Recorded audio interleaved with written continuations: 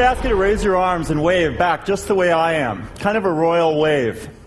You can mimic what you can see. You can program the hundreds of muscles in your arm. Soon, you'll be able to look inside your brain and control the hundreds of brain areas that you see there. I'm going to tell you about that technology. People have wanted to look inside the human mind, the human brain, for thousands of years. Well, coming out of the research labs just now for our generation is the possibility to do that. People envision this as being very difficult. You had to take a spaceship, shrink it down, inject it into the bloodstream. It was terribly dangerous. You could be attacked by white blood cells in the arteries. But now we have a real technology to do this. We're going to fly into my colleague Peter's brain. We're going to do it non-invasively using MRI. We don't have to inject anything. We don't need radiation.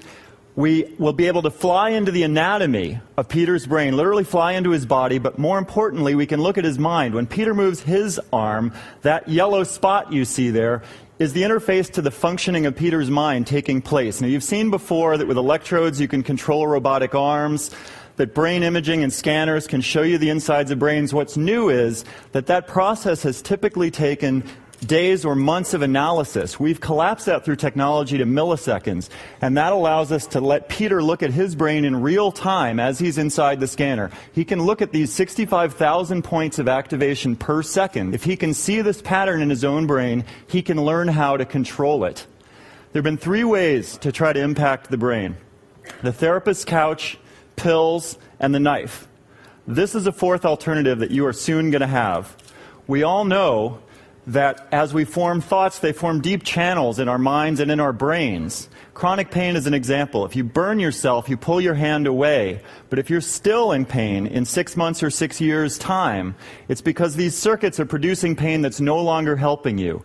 If we can look at the activation in the brain that's producing the pain, we can form 3D models and watch in real time the brain process information, and then we can select the areas that produce the pain. So put your arms back up and flex your bicep. Now imagine that you will soon be able to look inside your brain and select brain areas to do that same thing. What you're seeing here is we've selected the pathways in the brain of a chronic pain patient. This may shock you, but we're literally reading this person's brain in real time. They're watching their own brain activation, and they're controlling the pathway that produces their pain. They are learning to flex this system that releases their own endogenous opiates. As they do it, in the upper left is a display that's yoked to their brain activation of their own pain being controlled. When they control their brain, they can control their pain. This is an investigational technology, but in clinical trials we're seeing a 44 to 64% decrease in chronic pain patients. This is not the Matrix. You can only do this to yourself. You take control. I've seen inside my brain. You will too soon. When you do, what do you want to control?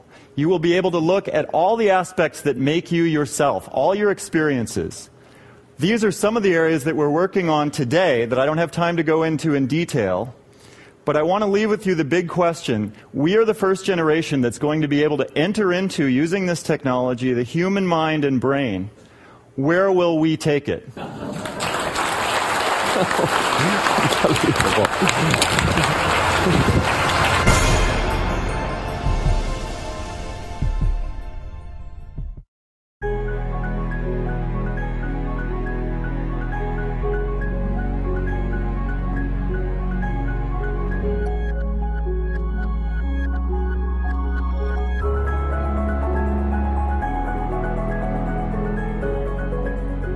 Often, when things are allowed the freedom to take shape, they tend to reshape everything.